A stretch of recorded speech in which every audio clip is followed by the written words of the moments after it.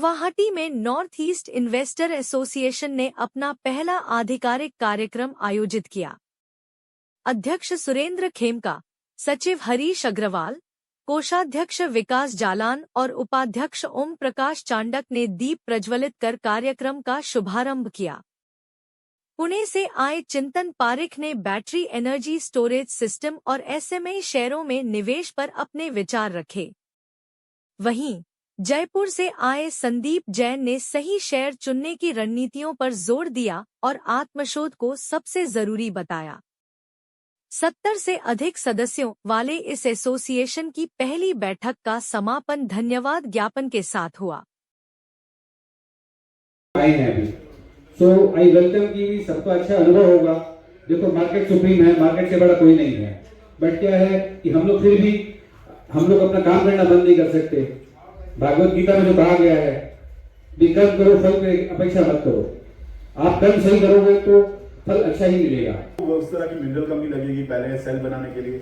Cell जो company बनाएगी उसके बाद आपको लगेगा जो अलग अलग तरह के जो इक्विपमेंट्स है, ट्रांसफॉर्मर्स यहाँ पे हो गए। अगर ग्रीन हाइड्रोजन की बात करें तो वहाँ पे रेक्टिफायर हो गया। So that is a very big company called transformer rectifier India limited. मेरे घर में हर जितने ऑफिस में पीओन है सबको अपन तो एसआईपी करने के लिए सिखाते हैं। पान वाले को भी सिखा दिया। तो अपने को हर आदमी को ये ड्यूटी बनानी कि अपने को एसआईपी करना सिखाना। SIP is a good EMI. तो मेरा यही पर्पस है कि फाइनेंशियल फ्रीडम फाइटर, देखिए बड़ा पैसा बनेगा, कन्विक्शन है, नॉलेज है, वो सबके बस की रोग नहीं है, बट एसआईपी करना तो 250 रुपए से शुरू हो सकता है। सर, जो पहले तो यहाँ पे नॉर्थ ईस्ट में एक इन्वेस्टर को हम एजुकेट करना चाहते हैं अलॉन्ग विथ सुरेंद्र खेमका जी, और जो पूरी टीम है उन्होंने एक यहाँ पे बहुत ही अच्छा फोरम बनाया है एक इन्वेस्टर को जागरूक करने के लिए। वो कैसे स्टॉक मार्केट में इन्वेस्ट कर सकते हैं, अपने लाइफ में थोड़ा एक्स्ट्रा फाइनेंशियल फ्रीडम अचीव कर सकते हैं, उसके लिए उन्होंने एक बहुत ही अच्छा प्लेटफॉर्म क्रिएट कर रहा है। तो उस सिलसिले में इन्वेस्टर एजुकेशन के लिए मैं यहाँ पर आया हूँ। सर, आज आपने किस विषय पर डिस्कस किया? सर, एक इमर्जिंग सेक्टर है which is on battery energy storage system करके है, उस मामले में किया है। जो इंडिया अगर आप देख रहे हैं तो अपनी एनर्जी सिक्योरिटी के साथ लिए इतना एफर्ट लगा रहे हैं, गवर्नमेंट की तरफ से बहुत ज़्यादा फंडिंग आ रही है इस सेक्टर को। तो उस सेक्टर के बारे में मैं काफ़ी पैशनेट हूँ। मैंने इन्वेस्टमेंट भी कुछ कंपनियों में किया हुआ है।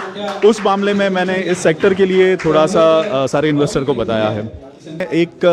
मैंने 17-18 साल आईटी में बिताए हुए हैं। I was working in an IT companies across this years.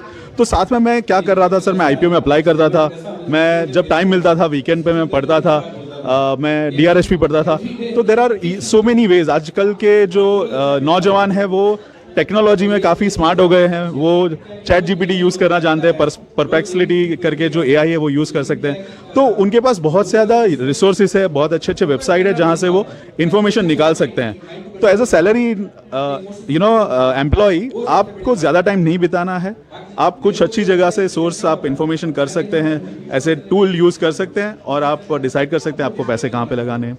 और अगर आपको इतना टाइम नहीं है तो आप अपने जो ट्रस्टेड फाइनेंशियल एडवाइज़र हैं उनसे बात कीजिए। Mutual fund is a great example. Mutual fund में पैसे लगाने से आपको अच्छा ही रिटर्न मिलेगा। गवर्नमेंट काफ़ी इन्वेस्टर एजुकेशन इनिशिएटिव कर रही है। नॉर्थ ईस्ट जो आप देख रहे हैं, तो north east investor association is also planning lot of such investor education seminar, तो आप वो अटेंड कीजिए। सर देखिए, मैं ये कहना चाहता हूँ कि आपको स्पेंडिंग के साथ आप सेविंग पे फोकस कीजिए। थोड़ा सा अमाउंट आप एसआईपी में लगाइए, आप म्यूचुअल फंड में थोड़ा सा अमाउंट लगाइए। आप अपने खर्चा करने से पहले, जो आपके शौक पे खर्चा करने से पहले थोड़ा सेविंग पहले कर लीजिए और वो आप फाइनेंशियल मार्केट में इन्वेस्ट कीजिए। उससे आपको बहुत ही लॉन्ग टर्म वेल्थ क्रिएट होगी। आप इन्वेस्ट कर रहे हैं तो थोड़ा लॉन्ग टर्म इन्वेस्टमेंट करके रखिए, वहाँ से आपको जनरेशनल वेल्थ मिल सकती है। ये हम लोगों ने करीबन 1.5 साल पहले ये सोचा था कि यहाँ में इन्वेस्टर अवेयरनेस बहुत कम है। निवेशक है लेकिन अवेयरनेस कम है। इस तरह तो हम लोगों से कि वो एजुकेटिव प्रोग्राम हो कि कहाँ पैसा लगाना है और कहाँ नहीं लगाना है, वो प्रोग्राम हम करते रहे। तो पिछले 1.5 साल में हम लोगों ने 5-6 प्रोग्राम ऐसा किए, बड़े बड़े इन्वेस्टर भी आए हैं और उससे काफ़ी फ़ायदा भी हुआ कि कहाँ पैसा नहीं लगाना ये ज़्यादा ज़रूरी है। यहाँ में बहुत बहुत फ्रॉड भी हुए हैं। तो हम लोग यही चाहते हैं कि हर 2-3 महीना में ऐसा प्रोग्राम हो कि निवेशक ये समझे कि हमको पैसा कहाँ लगाना है और सबसे ज़्यादा ज़रूरी है कहाँ नहीं लगावें। इस कड़ी में हम लोगों ने 4-5 स्पीकर बुलाए हैं। संदीप जैन जी भी आए हुए हैं और वे अपने गुवाहाटी आसाम के ही हैं। और एजुकेटिव एक प्लेटफॉर्म हम नॉर्थ ईस्ट में देना चाहते हैं कि अपना जो निवेशक है वो सही लाइन में जाए और उनको ये निवेशक शेयर बोल के नहीं है, हर जगह हम लोग को कैसे टैक्स सेविंग करनी है वो भी हम लोग आगे प्रोग्राम लेंगे। छोटे गृहणियों को कैसे इन्वेस्ट करना चाहिए, सेफ इन्वेस्टमेंट कैसे करना चाहिए, सब सोच के हम लोगों ने एक प्लेटफॉर्म बनाया है। और हमें आशा है कि जिस तरह से और ये बाहर से जो हम स्पीकर बुलाते हैं इसमें कई आ चुके हैं, जैसे सबसे बड़ा नाम समझ लीजिए विजय केडिया जी है, वो भी आए थे। उन्होंने भी हमारे साथ इंटरेक्शन किया और उन्होंने भी हम लोग को अप्रिशिएशन किया कि आपने बहुत बढ़िया काम आप लोग कर रहे हैं। मतलब मेरी फेवरेट सिटी है। मतलब मैंने कल भी इनफैक्ट सारे सोशल मीडिया पे यही डाला था कि मुझे गुवाहाटी आने में इतना मज़ा आता है। क्यों आता है? क्योंकि मैं यहाँ से पढ़ा हुआ हूँ, मेरा होम टाउन है। यहाँ से एक छोटी सी जगह है नलवाड़ी, 70 किलोमीटर दूर वहाँ से हूँ और गुवाहाटी मेरा होम टाउन मानता हूँ मैं। एंड जब भी और ये जो आज पर्पज़ है any north east investor association जो बनी है, और ये बनने के पीछे एक बहुत ही अच्छा रीज़न ये है कि यहाँ पे इन्वेस्टमेंट कल्चर को बढ़ाना, लोगों को इन्वेस्टमेंट की अवेयरनेस करवाना, ये एक पर्पज़ है। और उसके लिए मैं जो भी काम मैं कर सकता हूँ इस एसोसिएशन के लिए और नॉर्थ ईस्ट में पेनिट्रेशन के लिए बिल्कुल करूँगा। और इसलिए जैसे ही गुवाहाटी से इन्विटेशन आया, I was very very excited to come and give my session. आपने क्या क्या डिस्कस किया, किस विषय पर? नहीं, आज जनरली जो मेरी स्ट्रैटेजी रहती है, मैं जैन साहब के जेम्स बोल के मेरा एक शो आता है, तो कैसे जेम्स को हम आइडेंटिफाई करते हैं। अब जेम्स को आइडेंटिफाई करने में कैसे हम फंडामेंटल्स, टेक्निकल्स क्या क्या देखते हैं, वो सारे पैरामीटर्स को हमने बताया। और मार्केट्स में क्या क्या चीज़ों का स्पेशल ध्यान रखना चाहिए, उन सब चीज़ों पे डिस्कशन किया।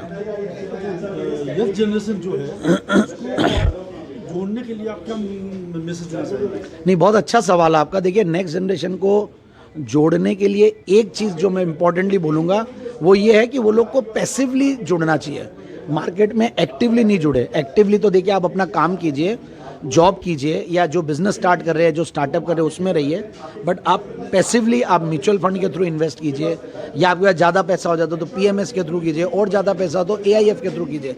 But it is very important कि आप एक्टिवली पैसिव इन्वेस्टर बने। और हर बच्चों को, हर जेनजी को, न्यू जनरेशन के जितने भी लोग आ रहे हैं, वो लोग ऑप्शंस में कई लोग अट्रैक्टेड हो जाते हैं।